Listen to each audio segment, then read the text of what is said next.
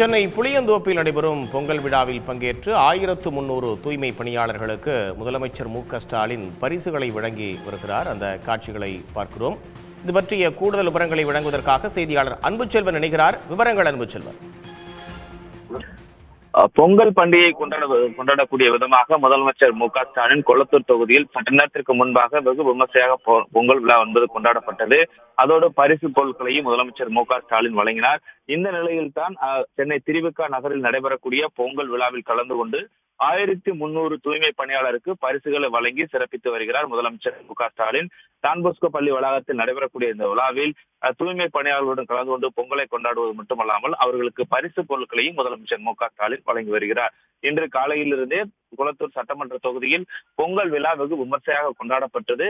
சட்டப்பேரவை தொகுதி அலுவலகத்திலே வெகு விமர்சையாக கொண்டாடப்பட்ட பொங்கல் விழாவில் முதலமைச்சர் மு.க.ஸ்டாலினும் அவர் துணைவியாரும் பங்கேற்று மக்களுடன் பொங்கலை வழங்கி பொங்கலை கொண்டாடினார்கள். அதைத் தொடர்ந்து உற்சாகமான வரவேற்பு அளிக்கப்பட்டதோடு பொதுமக்களும் முதலமைச்சருக்கு பொங்கல் வாழ்த்துக்களை தெரிவித்து அவருடன் புகைப்படங்களையும் எடுத்துக் கொண்டனர். இதைத் தொடர்ந்து சென்னையே, அதாவது குறிப்பாக குளத்தூர் சட்டமன்ற தொகுதியே ஒரு கிராம மாதிரியான ஏற்பாடுகளும் செய்யப்பட்டிருந்தது.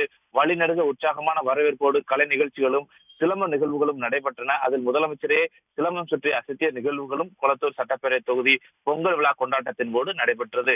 இதைத் தொடர்ந்து அனிதா அச்சீவர்ஸ் அகாடமி சார்பாக பொங்கல் விழா என்பது நடைபெற்றது. இந்த அகாடமியை பொறுத்தவரை மாணவர்களுக்கு பயிற்சி அளிப்பது, வேலைவாய்ப்பு உட்பட பல்வேறு பணிகளை மேற்கொண்டிருக்கிறது.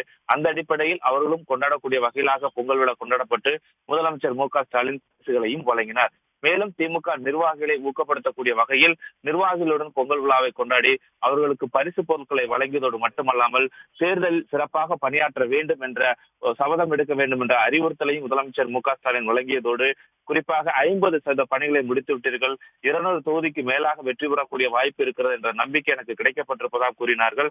மேலும் தூய்மை பணியாளர்கள் முதலமைச்சரை வாழ்த்தி தற்போது அவருக்கு மாலை அணிவித்து பரிசு பொருட்களை வழங்குவதோடு மட்டுமல்லாமல் அவர் புகழ்ந்து கோஷம் எழுப்பக்கூடிய காட்சிகளையும் கூட இந்த பரிசு பொருட்கள் வழங்கக்கூடிய நிகழ்வு பொழுதே பார்க்க முடிகிறது.